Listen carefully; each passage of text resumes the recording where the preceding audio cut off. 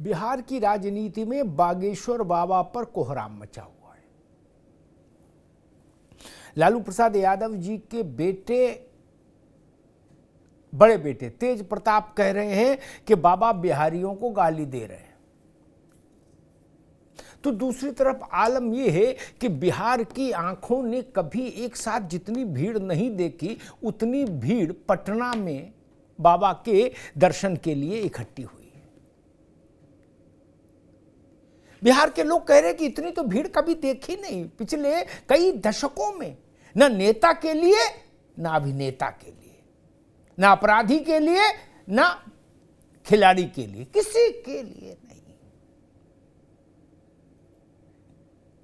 लालू प्रसाद यादव, नीतीश कुमार, जो बड़े नेता बिहार के, वो भी कभी इतनी भीड़ पटना में उनके लिए जुटी हो नहीं देखा लोगों ने। जयप्रकाश बाबू के साथ के लिए कभी जुटी हो गांधी मैदान में तो अलग बात है, जयप्रकाश नारायण जी के लिए तो हंगामा मचा हुआ है।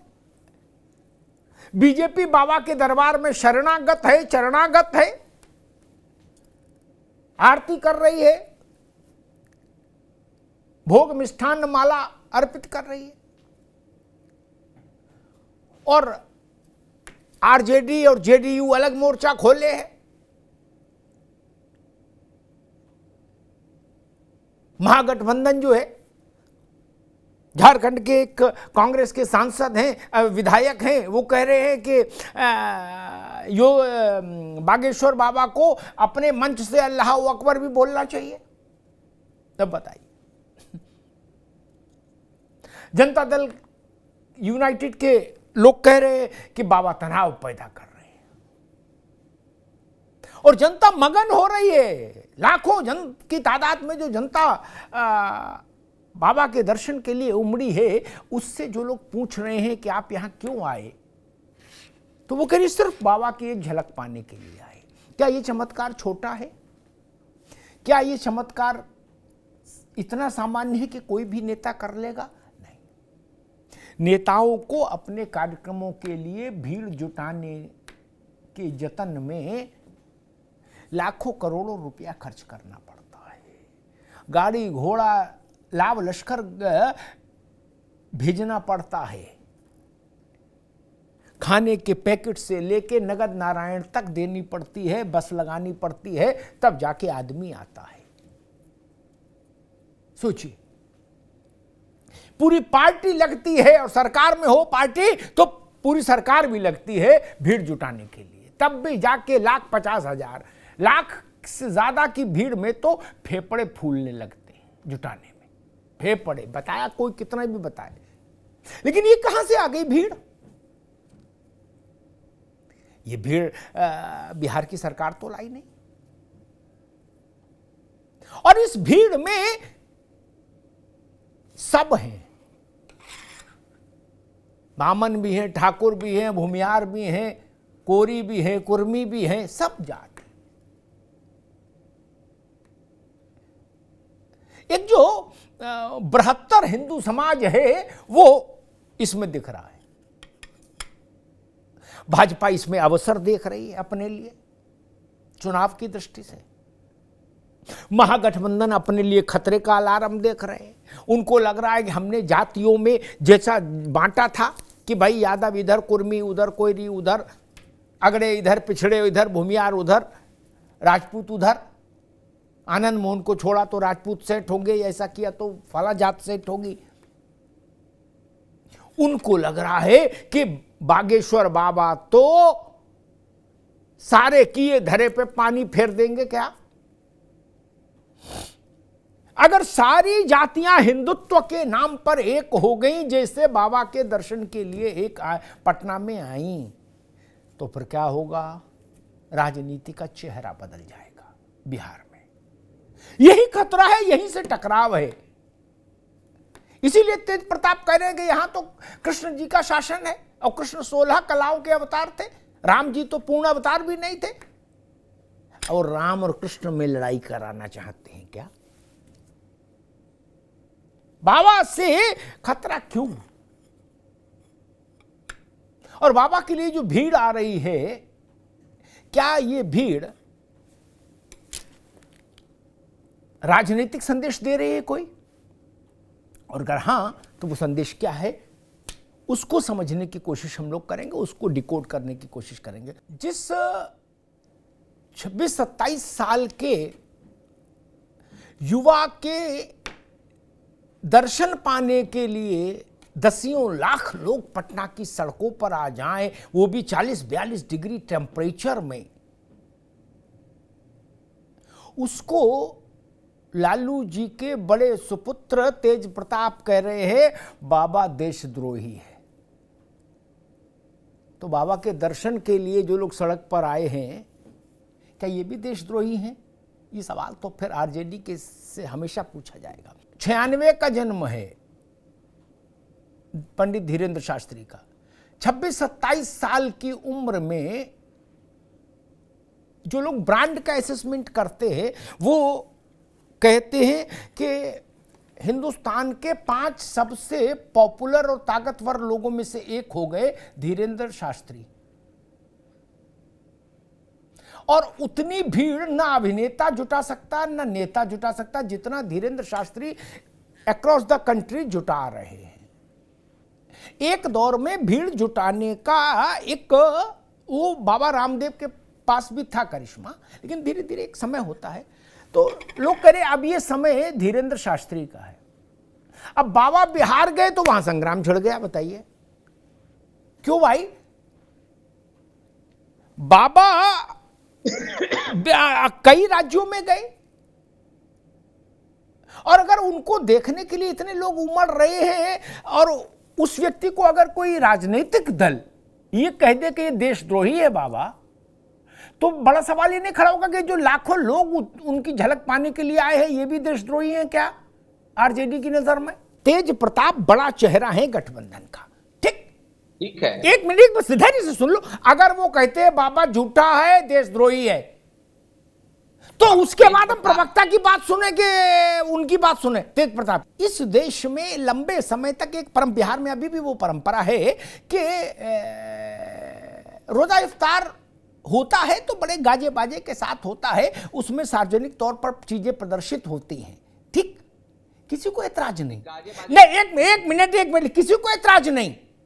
मुख्यमंत्री जाए, मंत्री जाए, संतरी जाए, सब जाओ, ठीक। लेकिन अगर एक धर्माचार्य आके वहां अपनी कथा कह रहा है तो आप उसके खिलाफ मोर्चा खोल दो, ये तो ठीक नहीं। यतिमा, अभी मैं गया था भोपाल एक कार्यक्रम में, एक भाषण था सांस्कृतिक पुनर्जागरण पर, तो मैंने उसमें कहा कि हर देश का एक स्व होता है, आत्म तत्व, ठीक, उससे कोई इनकार नहीं कर सकता। किसी जात का हो, किसी धर्म का हो, किसी देश का हो, यहां रहने आ गया हो, कोई फर्क नहीं पड़ता। जैसे अमेरिका लोकतांत्रिक देश है, विशुद्ध लोकतांत्रिक देश है, लेकिन वहां का प्रेसिडेंट बाइबल की शपथ लेता है, ठीक, उस पर कोई बवाल नहीं होता, नो, ओके। ब्रिटेन सेकुलर है जितना भारत, ठीक, ऐसा नहीं कि भारत से कोई राजनीति कम सेकुलर है क्या? तराजू तौल के देख लो, दोनों का सेकुलरिज्म रख लो, बट्टा बराबर आएगा। वहां राजा का राज्यारोहण जब होता है, अभी हुआ, तो पादरी कराते हैं क्रिश्चियन विधि से, और राजा ये शपथ लेता है माइक पर कि हम चर्च की सुरक्षा रक्षा का वचन देते हैं। क्या? चर्च की। वहां राजा के कनपट्टी पर कोई रिवॉल्वर नहीं लगाता कि नहीं आपको सब बोलना पड़ेगा, चर्च, मंदिर, मस्जिद, गिरजाघर, गुरुद्वारा, दिस नहीं, वो बोलते हैं सब शांति है। वैसे भारत का स्व सबको पता है। तो जब अगर कोई धीरेन्द्र शास्त्री जैसा धर्मगुरु जाए तो उसके कार्यक्रम से अगर न्योता आए तो परहेज क्यों, संकोच क्यों, झिझक क्यों, या उसके खिलाफ खड़े होने में, दिखने में लाभ मिल जाएगा, ऐसी धारणा भारत में क्यों है राजनेताओं में? मेरे ख्याल से जयप्रकाश बाबू के समय में कभी उमड़ा हो इतना पटना बिहार एक साथ सड़क पर तो अलग बात है। बाकी लालू जी, नीतीश जी या सुशील मोदी या भाजपा या कांग्रेस, इसमें इनके किसी नेता के जीवन काल में इतनी भीड़ नहीं उमड़ी उनकी झलक पाने के लिए, ना किसी के नहीं। एक में बात सुन लो भाई, बाद में आप ये कहते हो कि बीजेपी पेटेंट करा लेती है, क्या हमारी कोई हिस्सेदारी उसमें नहीं होती? ठीक, अगर आप बागेश्वर बाबा को आपकी सरकार के प्रमुख मंत्री और आपकी सरकार के जो एक बड़ा पार्टनर है उसके राज परिवार के पुत्र ये कह रहे हैं कि बाबा देशद्रोही है, तो उसके बाद तो आप, इसका मतलब है कि आपने पूरा मैदान भाजपा के लिए छोड़ दिया कि जो उसमें कोई एक जात तो आ नहीं रही, उसमें पढ़ा लिखा भी है, अनपढ़ भी है, ठाकुर भी है, बामन भी है, भूमियार भी है, कुर्मी भी है, कोयरी भी है, सब है ना। आप ऐसा बोलेंगे, ऐसा बात करेंगे, तब तो फिर ये तो वोट का खेल है, राजनीति तो। इम्तियाज भाई नहीं, इम्तियाज भाई ने एक बड़ी बात कही, उन्होंने कहा आवेदन कब किया बाबा ने। मैं इम्तियाज भाई की समझ के लिए बता दूं, ये भारत है मित्र, नीतीश कुमार जी आदरणीय है वो एक तरफ, लेकिन फिर भी मैं बता दूं ये भारत है, इसमें राज सत्ता धर्म सत्ता के नीचे रखी गई। इसीलिए लोकसभा में जहां स्पीकर बैठता है ना, उसके ऊपर लिखा धर्म चक्र प्रवर्तनाय, राज चक्र प्रवर्तनाय नहीं लिखा हमने लिखा धर्म चक्र प्रवर्तनाय। और दूसरी बात बता दें, जब तेजस्वी और ये तेज प्रताप छोटे छोटे थे और लालू जी लीड कर रहे थे राजनीतिक जीवन को अपने, तब वो विंध्याचल जाते थे, वहां हवन यज्ञ कराते थे वहां के पंडित जी से, तो आवेदन पंडित जी देते थे कि लालू जी देते थे? गजब बात करते हैं, बोले मुख्यमंत्री है ना।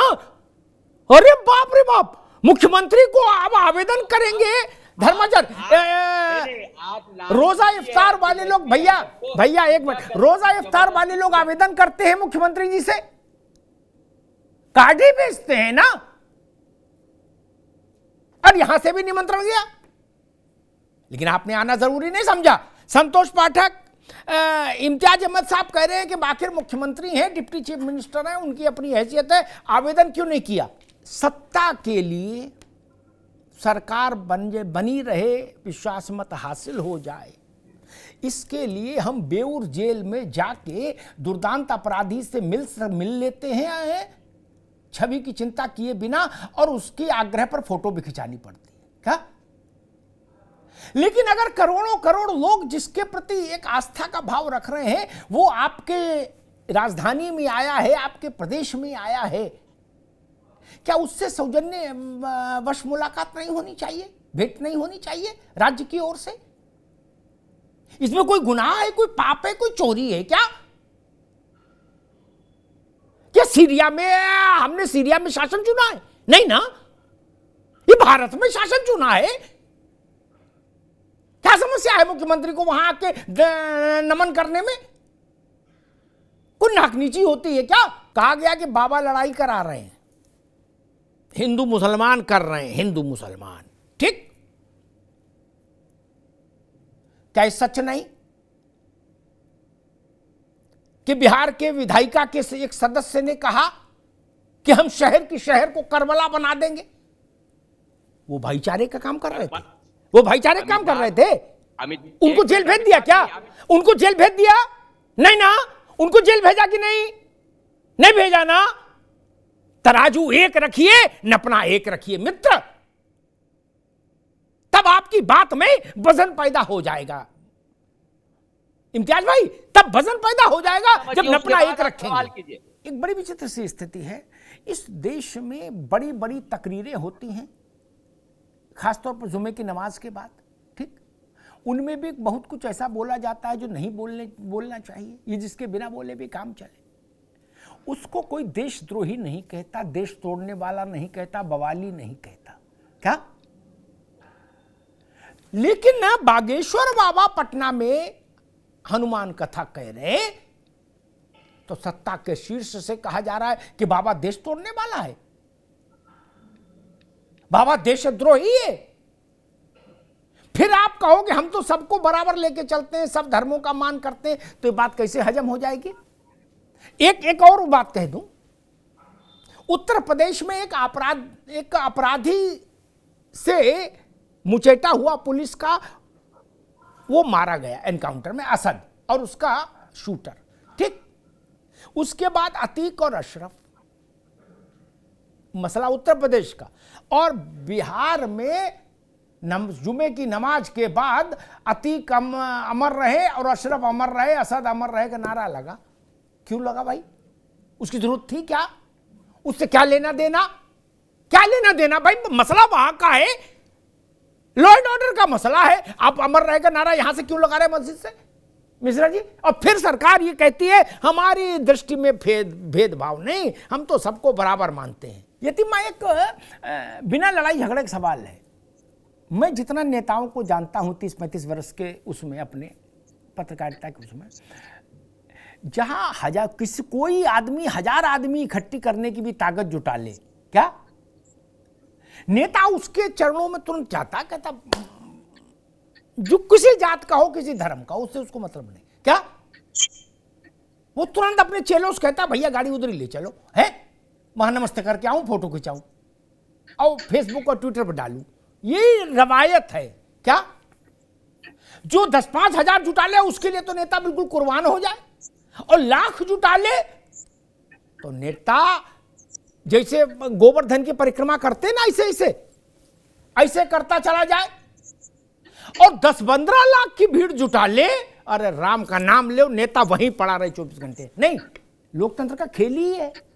लेकिन मैं इस बात से हैरान हूं कि लालू जी की पार्टी, नीतीश जी की पार्टी, कांग्रेस, उन्होंने इस बिहार के अब तक के सबसे बड़े सामाजिक, धार्मिक, सांस्कृतिक आयोजन से खुद को उत्तेजक ढंग से दूर क्यों रखा हुआ है? इतनी भीड़ उनके ही राज्य की है ना, और ये उनके राज्य के वोटर भी हैं। नहीं, ये वोट भी डालेंगे भाई। बाबा में भक्ति ना हो छोड़ो, जनता में तो है ना, राजनीति तो यही करनी है। जापान से तो वोटर आएगा नहीं। इम्तियाज भाई, मसला ये कि अगर राज्य के मुख्यमंत्री या उप मुख्यमंत्री या कोई बड़ा सीनियर मंत्री एक माला लेके, गेंदे की ही सही, जाता कहता बाबा राज्य में स्वागत है, हम राज्य में शासन में हैं, राज्य की तरफ से आपका स्वागत है, और हमारी कोशिश होगी कि सब अच्छे से रहे और कोई आपको असुविधा ना हो। इसलिए तो सामान्य शिष्टाचार, इसमें कोई दिक्कत तो नहीं। मैंने आपको बताया ना, अभी 1000 वोट भी कोई जुटा ले, उसके चरण चाप लेता है नेता, कितना भी बड़ा हो, जननायक हो चाहे महानायक हो, उसको पता है वोट यहीं से निकलेगा भैया। हम नायक कहां रहेंगे अगर वोट ही नहीं मिला? नहीं, जनोन्मुख शासन, जनता की समस्याओं का निराकरण, जनता के सुख शांति के लिए प्रयास सरकार के, इस सब वो होना ही चाहिए। इसी के लिए सरकार होती है, इसी के लिए जनादेश मिलता है। लेकिन इन सब को करने में और अपने राज्य में धीरेन्द्र शास्त्री को एक गेंदे की माला पहना देने से क्या नौकरी देने की प्रक्रिया में बाधा पड़ती? नहीं ना। आखिर हम रोजा इफ्तार में जाते हैं ना, तब जनोन्मुख शासन में बाधा तो नहीं पड़ती। ठीक है, गए, आधा घंटा बैठे, सेवई खाई, चले आए, फोटो खिंच गई, उससे नौकरी देने में तो बाधा नहीं आ रही। जो कहा जा रहा है कि नहीं, शासन का मतलब तो ये है, इसमें शास्त्री कहां से आ गए? यही दोहरापन है, यही दोहरापन है। ये ठीक नहीं है क्या? और ठीक बात है, जो लोग ये कह रहे हैं धीरेन्द्र शास्त्री बागेश्वर बाबा तोड़ने की बात कह रहे हैं, बड़े लोग कह रहे हैं, छोटे लोग नहीं कह रहे। उनको बताना चाहिए कि चंगाई सभा में जोड़ने की बात होती है, वहां वैज्ञानिक आधार पर काम हो रहा है, आइंस्टीन के फॉर्मूले पर काम हो रहा है, न्यूटन के फॉर्मूले पर काम हो रहा है चंगाई सभा में। बाबा तो नौटंकी, किसी ने कहा बाबा नौटंकी बाज है। अच्छा, चंगाई सभा में जो हो रहा है वो क्या है? धीर गंभीर काम हो रहा है।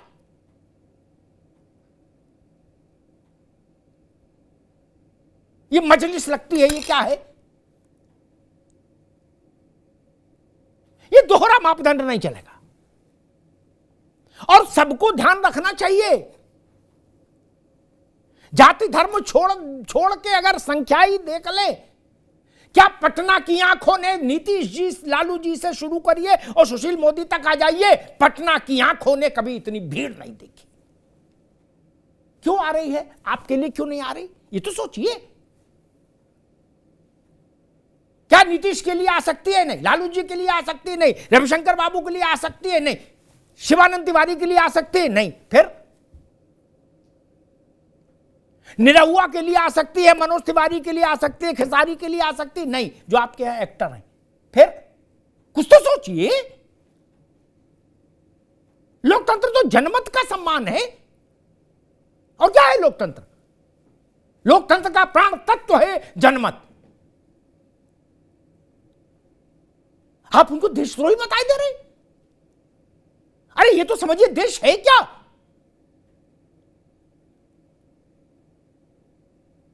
अब भाई फिर अगर कोई यतीमा जैसा व्यक्ति कह देगा कि जिन्होंने कहा कि 15 मिनट के लिए पुलिस हटा दो, आर्मी हटा दो, तो हम दिस कर देंगे, तो उनको फिर पूछेंगे, उनको देशद्रोही बताओ, तो बोले नहीं छोड़ो यार, जाने दो, लड़ाई मत लगाओ। जब आप ये कहते हो कि ये बाबा बवाली है, तो आपको ये नहीं लगता कि आप इस देश की बृहत्तर चेतना को लांछित कर रहे हैं? इस देश की सांस्कृतिक चेतना को लांछित कर रहे हैं, और फिर आप इसी देश में राजनीति भी करना चाहते हैं। और ऐसा भ्रम किसी को नहीं रहना चाहिए। बड़े बड़े राजा इस देश ने रंक कर दिए। और क्या मेरी बात सच नहीं है? नीतीश जी बड़े नेता हैं, इसमें कोई शक नहीं। बहुत लंबा राजयोग उनके भाग्य में है रहा, लेकिन यह भी उतना ही बड़ा सच है, पूरे अदब के साथ कहता हूं, नीतीश जी से मेरा परिचय है, फिर भी एक बहुत अदब के साथ एक बात कहता हूं, ऐसा कभी नहीं हुआ कि नीतीश जी के फोटो पर बिहार ने पूर्ण बहुमत की सरकार बनवा दी हो। नेवर। बता दीजिए कब बनवा दी? कब ऐसा हुआ कि नीतीश बाबू के लिए बिहार ने वोट कर दिया, बोला ना जाओ? नीतीश कुमार की राजनीतिक क्षमता से ज्यादा सीटें तो हमेशा लालू प्रसाद यादव के पास आई, तो उस नाते तो लालू यादव बड़े नेता है। लेकिन मैं तराजू लेके नहीं बैठता इस चक्कर में। मैं हर उस चीज के विरुद्ध हूं जो भारत की लोक चेतना के विरुद्ध बात करे, जो भारत की सामूहिक चेतना के विरुद्ध बात करे, जो भारत की सांस्कृतिक चेतना को लांछित करे, जो भारत की धार्मिक चेतना को लांछित करे। मैंने उदाहरण दिया ब्रिटेन का, अमेरिका का। भारत भी वैसा ही चलेगा। भारत का स्व वही है, भारत का आत्म तत्व वही है। अब वो कह रहे हैं, कुछ लोगों ने कहा कि वैज्ञानिक युग में ऐसी बात हो रही है। अच्छा जी, ऐसे ऐसे ढपोर संखी कार्यक्रम इस देश के गांव गांव में हो रहे क्या, जिनके वीडियो आते हैं उन पर नहीं बोलते। क्यों? क्योंकि वहां दूसरे मजहब का मामला है। तब यह बात कैसे स्वीकार्य हो जाए कि जो देश का बहुसंख्यक मन है उसके लिए कुछ बोला जा सकता है, उसकी छूट है, बाकी के लिए नहीं। ये तो भेदभाव है, ये नहीं चलेगा। सबका सम्मान करिए। इफ्तार मनाइए तो नवदुर्गा भी मनाइए, क्या दिक्कत है? कन्या पूजन भी करिए, कोई समस्या है क्या? नहीं होनी चाहिए समस्या।